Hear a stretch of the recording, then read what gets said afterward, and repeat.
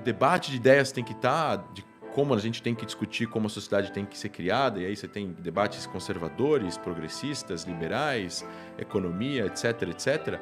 Mas tudo isso dentro de uma ideia que preze pelo respeito ao próximo, pelo respeito às pessoas, pelas minorias, pelo direito das pessoas de viverem e de voltarem para suas casas, pelas suas condições raciais ou religiosas ou étnicas não serem em nenhum momento mencionadas só porque elas pensam A, B ou C.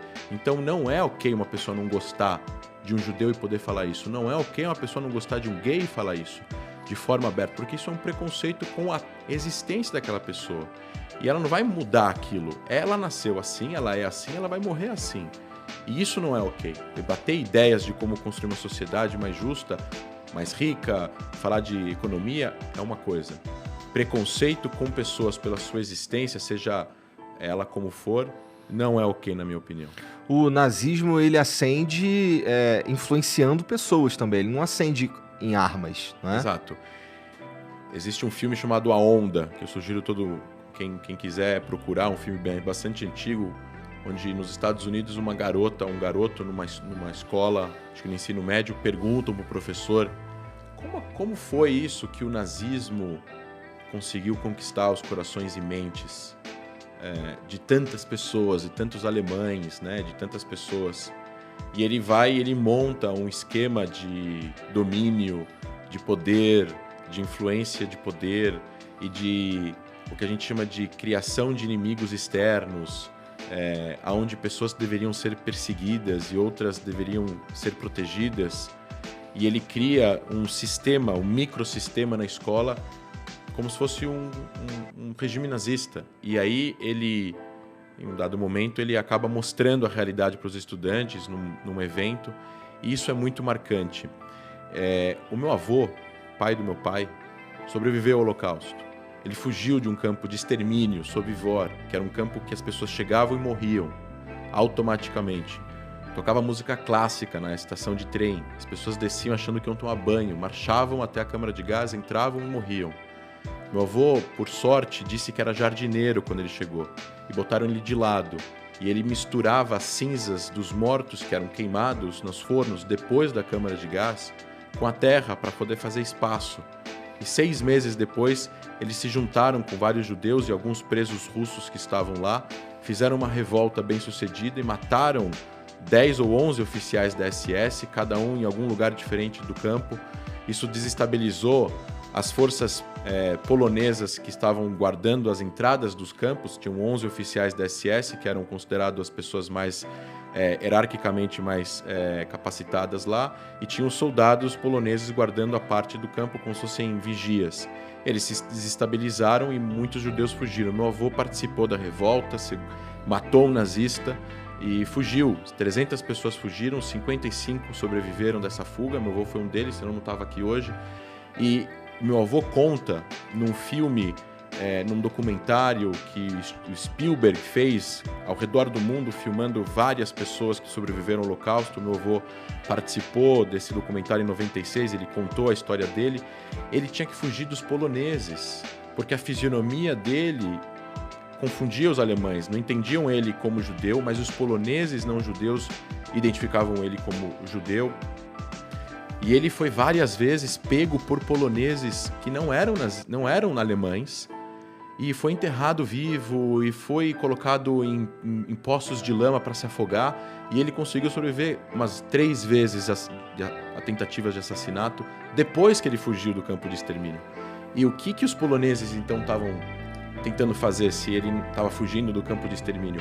Porque esses poloneses, eles também aprenderam em algum lugar esse discurso de ódio. Eles também acreditaram nesse discurso de que é ok odiar uma minoria, é ok colocar como bode expiatório e é ok matar uma pessoa.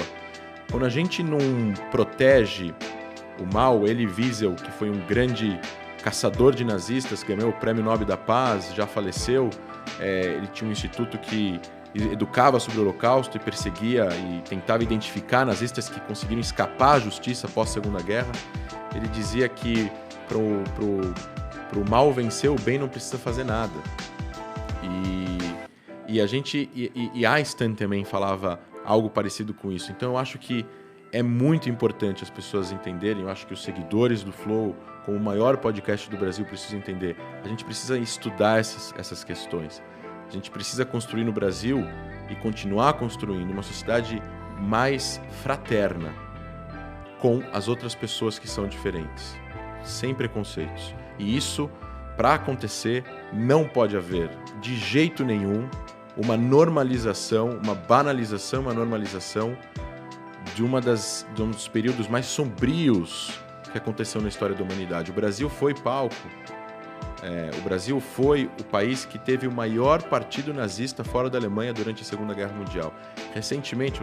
Houve um partido nazista no Brasil? Houve um partido de 3 mil pessoas, os integralistas, com passeata, com suástica, com a bandeira do Brasil do lado da bandeira nazista.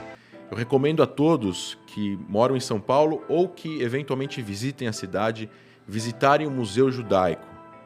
Lá tem uma exposição sobre isso e mostram as fotos sobre essas passeatas no Brasil. É assustador imaginar que isso aconteceu no Brasil. Então a gente precisa sim falar sobre isso, a gente precisa sim combater o intolerável. O intolerável não tem espaço. Eram brasileiros influenciados pelo discurso alemão. Exato. E assim, os discursos de ódio, assim, numa sociedade existe de tudo. E a gente nunca vai acabar completamente com o preconceito, com o racismo. Isso é uma coisa, acho que, endêmica do ser humano. Se você viajar para os países mais desenvolvidos, vai ter pessoas que pensam coisas ruins. Pega a Noruega, com aquele atentado daquele terrorista norueguês que entrou num campo de juventude e fuzilou um monte de gente. Tem até um filme que conta isso. Noruega, um dos países mais avançados do mundo, um dos sistemas educacionais mais avançados do mundo. Existe, sim, uma tendência em que a humanidade precisa se auto-educar o tempo todo. A gente está o tempo todo precisando educar os outros e falar sobre assuntos que levem as pessoas a reflexões para a gente conseguir construir sempre uma cidade melhor. Vai diminuir, não vai desaparecer, mas isso não pode ser normalizado. Precisa ser combatido. No Brasil é ilegal a apologia ao nazismo. No mundo inteiro tirando nos Estados Unidos, por questões culturais dos Estados Unidos, a maioria das pessoas e dos países são contra essa liberdade que existe nos Estados Unidos. Recentemente passou um vídeo de uma passeata nazista em Orlando, onde as pessoas estavam com bandeiras nazistas. Há poucos anos atrás teve naquele caso de Chernobyl, acho que é o nome da cidade, onde teve protestos dos dois lados, teve atropelamento, teve morte. A gente não pode normalizar. Aquela foto daquele policial negro protegendo pessoas que estão com bandeiras nazistas. Que se pudessem chegar ao poder, eles com certeza matariam ou com certeza perseguiriam aquele mesmo policial que estava protegendo a vida deles, para eles poderem gozar da sua pseudo-liberdade de protestar ou de falar o que eles tinham lá para falar. E isso é uma coisa que eu acho que a sociedade precisa entender. Tem discursos, tem maneiras, tem ideias que elas são tão perigosas para a própria sociedade que elas precisam ser combatidas no início.